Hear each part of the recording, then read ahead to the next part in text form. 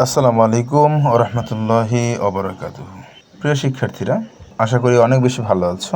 সামনে এসএসসি পরীক্ষা 2027 ব্যাচ এবং যারা নবম শ্রেণীতে রয়েছে এসএসসি 2028 ব্যাচের জন্য গুরুত্বপূর্ণ একটি বিষয় হচ্ছে বাংলা প্রথম পত্রের তোমাকে পাওয়ার জন্য হে স্বাধীনতা কবিতাটি, যেখান থেকে প্রতি বছর আসলে বোর্ড পরীক্ষায় অসংখ্য প্রশ্ন এমসিকিউতে এসে থাকে। তো তারই ধারাবাহিকতায় আজকে এই কবিতা থেকে সবচেয়ে গুরুত্বপূর্ণ 50টি এমসিকিউ নিয়ে আলোচনা করব, যেগুলো পড়ে ফেললে তোমার এই কবিতা নিয়ে পরীক্ষায় যে প্রশ্ন আসুক না কেন সেখান থেকে অবশ্যই তুমি কমন পাবে এবং আর দুশ্চিন্তা করতে হবে না। তো চলো এই গুরুত্বপূর্ণ প্রশ্নগুলো, যেগুলো আমি বিভিন্ন সোর্স থেকে বেছে বেছে সবচেয়ে ইম্পর্ট্যান্ট আমি প্রশ্নগুলো কালেক্ট করেছি, সেগুলো একটু পড়ে আসি। চলো।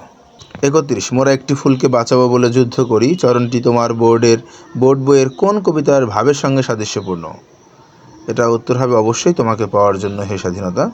32, তোমাকে পাওয়ার জন্য হে স্বাধীনতা কবিতায় কুকুরের আর্তনাদ দ্বারা কী বোঝানো হয়েছে? হানাদারদের প্রতি ঘৃণা। 33, তোমাকে পাওয়ার জন্য হে স্বাধীনতা কবিতায় এতিম হলো কে? অপশন 1 সাকিনা বিবি, হরিদাসী, অবুঝ শিশু। শুধু অবুঝ শিশু এর উত্তর, এজন্য খ উত্তর। 34, অবুঝ শিশু হামাগুড়ি দিল পিতামাতার লাশের উপর। এই চরণে প্রকাশ পেয়েছে বর্বরতা, নৃশংসতা, বিশ্বাসঘাতকতা। কোনটা হবে?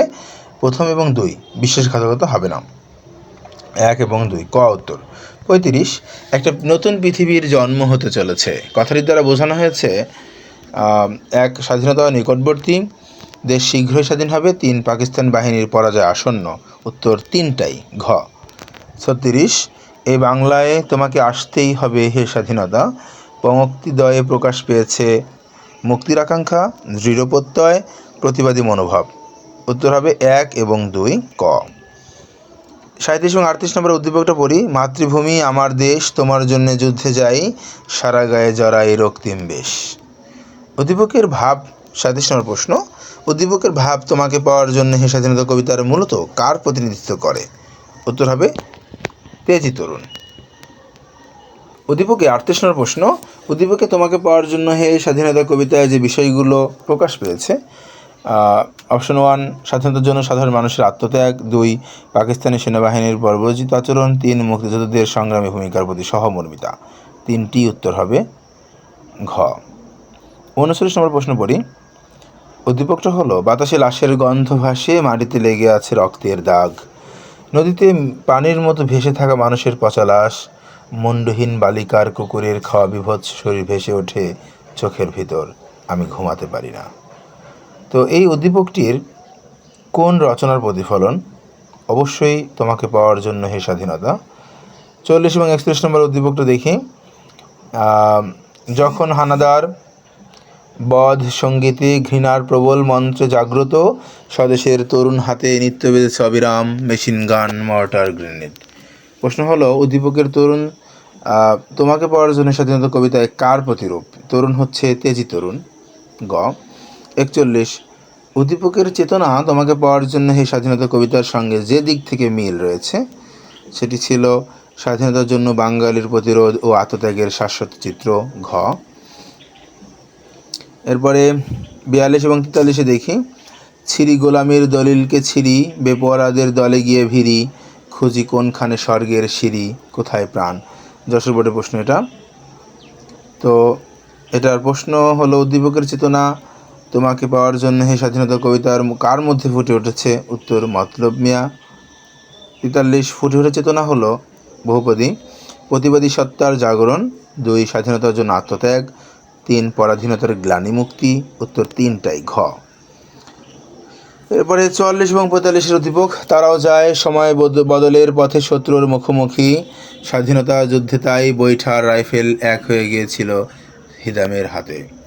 উদ্দীপকের হিদাম তোমাকে পাওয়ার জন্য হে স্বাধীনতা কবিতায় কার প্রতিনিধিত্ব করে? উত্তর মতলব মিয়া।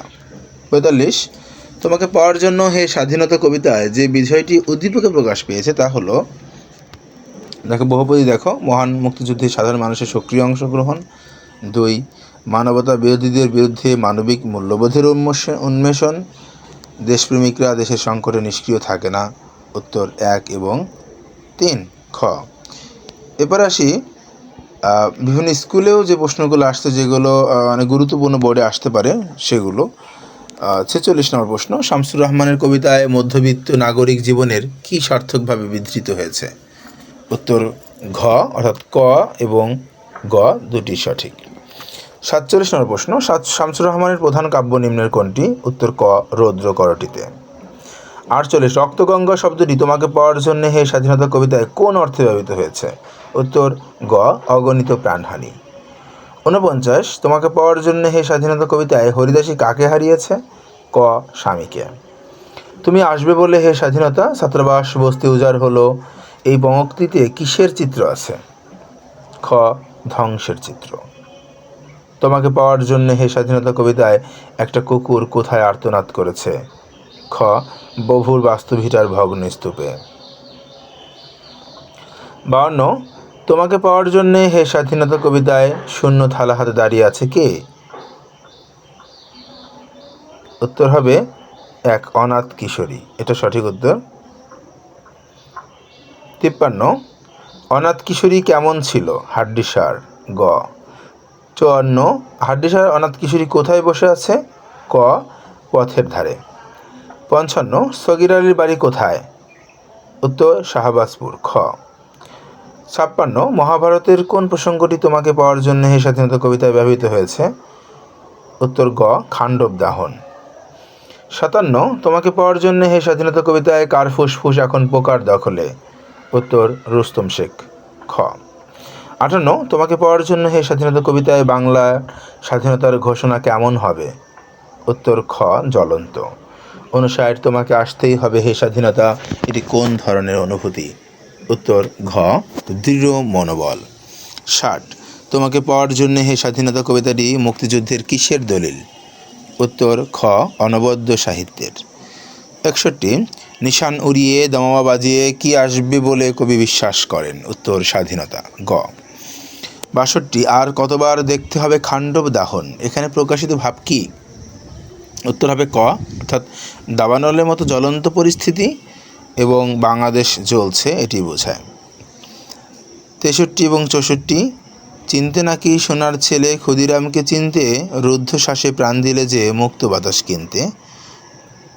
63 নম্বর প্রশ্ন হলো উদ্দীপকের ক্ষুদিরাম এই কবিতায় কাদের প্রতিনিধিত্ব করে? উত্তর মুক্তিকামী সাধারণ জনগণ 1 এবং 2, মুক্তিযুদ্ধে যাওয়া মানুষের 1 এবং 2। এবং লাস্ট প্রশ্ন এই কবিতার, যে প্রশ্নগুলো পড়লে ইনশাআল্লাহ তোমাদের বোর্ড পরীক্ষা এবং স্কুলের পরীক্ষা কমন পাবা, সেই প্রশ্ন লাস্ট প্রশ্ন হলো উক্ত প্রতিনিধিত্বের কারণ হলো একতা, জাতীয়তাবোধ, সাহসিকতা নাকি দেশপ্রেম? উত্তর ঘ দেশপ্রেম। তো ধন্যবাদ সবাইকে, ভালো থাকো সবাই। নেক্সট কোন কবিতা বা গল্প চাও সেটা অবশ্যই জানাবে, ইনশাআল্লাহ তোমাদের পাশে আছি। গোলাপ স্যার, সহকারী শিক্ষক, রাজবাড়ী সরকারি বালিকা উচ্চ বিদ্যালয়। ধন্যবাদ সবাইকে, আসসালামু আলাইকুম।